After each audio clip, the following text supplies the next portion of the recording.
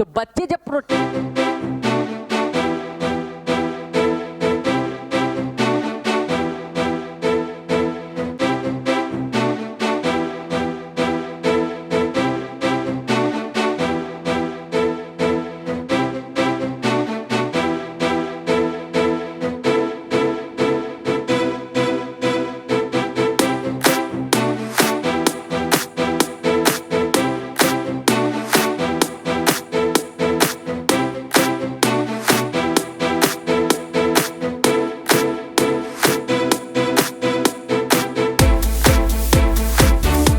अभी प्रोटेस्ट चल रहा है, आप लोगों को पता है।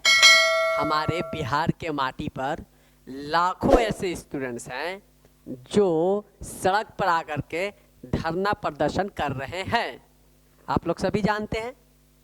लेकिन ये सही है, गलत है, स्टूडेंट्स को आना चाहिए कि नहीं आना चाहिए, ये एक बहुत बड़ा क्वेश्चन है।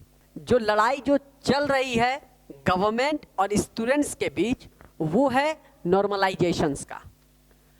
आखिरकार ये नॉर्मलाइजेशंस आ क्यों रहा है, इससे नुकसान क्या है और ये क्यों हो रहा है, पहले हमको इसे डेप्थ में समझेंगे।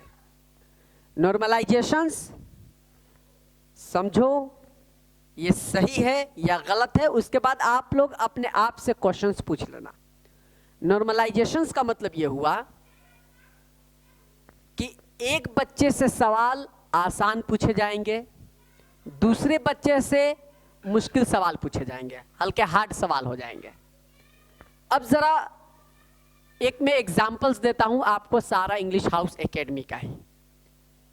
अगर मैं इस एकेडमीज में एक 9 बजे से एग्जाम्स लेता हूं, 9 से 11 लेता हूं, दूसरा 12 से 2 लेता हूं और तीसरा मैं 3 से 5 ले रहा हूं, और सवालात अगर जो मैं पूछता हूं कि 9 से 11 वाले को, तो जब क्या वो बाहर निकलेंगे तो क्या वो बताएंगे नहीं कि ये सवालात पूछे जा रहे हैं, तो 12 बजे वाले जो एग्जाम्स देने आएंगे उनको थोड़ा आसानी हो जाएगा।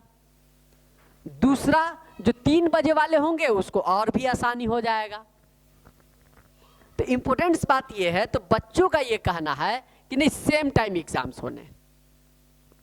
दूसरी चीज नॉर्मलाइजेशंस का मतलब यह है कि जैसे अगर पूछा जाए कि गंगा नदी का क्षेत्रफल क्या है, और इसी क्वेश्चंस को सवालात किसके हैं, नदी के ऊपर, और दूसरा पूछ दिया जाए मलेजा के बहांग नदी के बारे में बताइए। बात दोनों नदी के ही चल रहे हैं, लेकिन एक से सवालात कैसे हुए, आसान पूछ लिए गए, दूसरे से क्या पूछ दिए गए, हार्ड पूछ दिए गए। यानी कि हो यूं रहा है कि जितने भी मिडिल क्लास के जो बच्चे हैं, जो गरीब तबके के जो बच्चे हैं, उनके एक शौक होते, और वो शौक क्या है कि मैं गवर्नमेंट में जाऊं, मैं गवर्नमेंट सर्विस में जाऊं और देश का भला करूं और देश के प्रति मैं कुछ करूं और देश की सेवा करूं। उसके लिए एक वर्दी मिलते, गन मिलते, टोपी मिलते, एक केबिन मिलता जिसमें लिखा होता सत्य में विजयते, और स्टार्स होते वर्दी पर,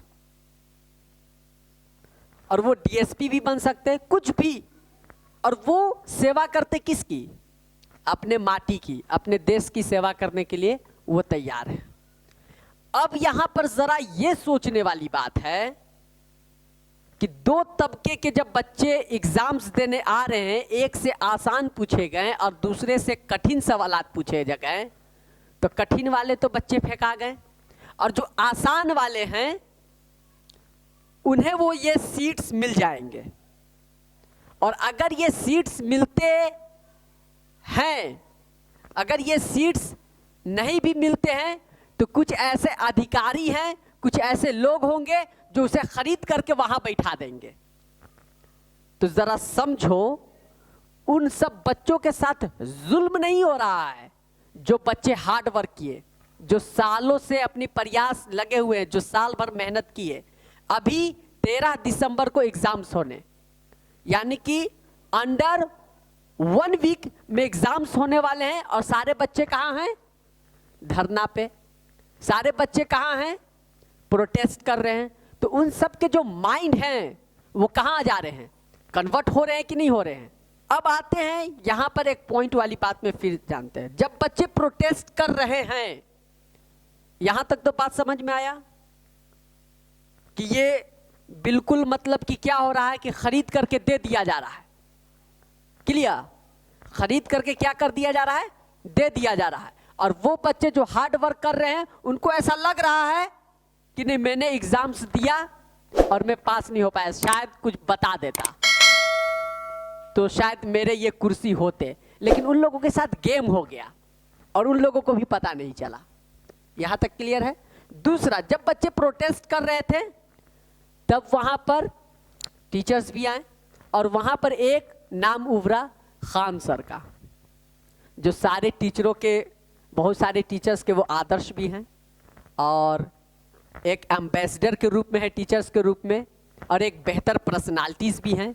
तो बच्चे जब प्रोटेस्ट कर रहे थे तो खान सर जब आए तब उनको एक सहारा मिला, और जब सहारा मिला तो बच्चे पीछे हुए और खान सर को आगे किया और दोनों मिल करके फिर प्रोटेस्ट करना शुरू कर दिए।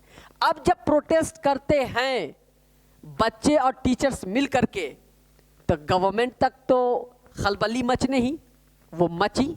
लेकिन अब यहां पर इंपॉर्टेंट बात यह है कि आप लोगों ने सोशल मीडिया के जरिए से देखा होगा कि खान सर को अरेस्ट कर लिया गया। अब खान सर को अरेस्ट किया गया कि उनसे कम्युनिकेशन यानी कि वार्तालाप करने के लिए, बातचीत करने के लिए लेकर के जाया गया। ये तो या तो पुलिस बता सकती है या तो फिर वो खान सर बता सकते हैं कि नहीं नहीं मुझे अरेस्ट किए गए थे, या फिर सिर्फ बात करने के लिए लेकर के जाए गए। जैसे ही खान सर को पुलिस लेकर के गए तो बच्चों के अंदर आक्रोश भर उठा, और जब आक्रोश उठा ये जो मंजर था ये स्पीड एकदम स्प्रिट हो गया। ये जो मंजर था बिल्कुल स्प्रिट हुआ और प्रोटेस्ट में फिर और छात्र जुड़े और उसके बाद पूरा एकदम सोशल मीडियाज इससे भर पड़े। खान सर को जब अरेस्ट किए गए तो बच्चों का जो हुजूम था वो प्रोटेस्ट के प्रति और भड़क उठा, और जब भड़क उठा तो ये थोड़ा अब गवर्नमेंट को खलबली मचे। तो अब यहां पर ये क्वेश्चंस उठता है, अब यहां पर क्वेश्चंस ये उठता है कि जो नॉर्मलाइजेशन है, अगर ये जब अगर गवर्नमेंट लागू नहीं करना चाहती तो ऑफिशियल बयान दे दे। स्टूडेंट्स तो यही चाहते ना कि नहीं नहीं मैं नॉर्मलाइजेशन नहीं करूंगे, सेम टाइम एक ही टाइम एग्जाम्स होंगे, एक ही पेपर रहेंगे और सब कुछ जो होगा एक ही टाइम में क्लियर्स होंगे। अब इसके बाद गवर्नमेंट सुन भी नहीं रही है और बच्चे कहाँ हैं? प्रोटेस्ट में हैं। और बच्चे जब प्रोटेस्ट में हैं और एग्जाम्स भी जो हैं 1 वीक के अंडर में होने, तो यहां पर ये बहुत बड़ा क्वेश्चन है, बहुत बड़े मसले हैं। ऐसा नहीं है, ठीक है, एक गरीब तबके के बच्चे, एक मिडिल क्लास के जो बच्चे हैं उनकी उम्मीदें होती, उनकी उम्मीदें ये हैं मेरे वर्दी होते और मैं सर्विस में रह करके अपने देश के, अपने माटी की सेवा करते। ये एक सपना सजो करके जो बच्चे आगे बढ़ रहे हैं उनके सपनों के साथ अगर देखा जाए तो ये खिलवाड़ है। तो मेरे भी स्टेटमेंट हैं कि नॉर्मलाइजेशंस नहीं होने, नॉर्मलाइजेशंस गलत है। आइए टैलेंट को नापना है एक साथ, सभी के एक पहलू पर एक ही रूम में एक ही पेपर्स पे नापे जाए, ये ज़्यादा बेहतर है। किसी के गरीब का किसी का हक नहीं मानना। जो भी इस कुर्सी को डिजर्व करते, जो इस कुर्सी पर बैठना चाहते हैं, जो ऐसा लगता है कि ये इस कुर्सी के लायक है, ये कुर्सी उसी को मिलने। ओके।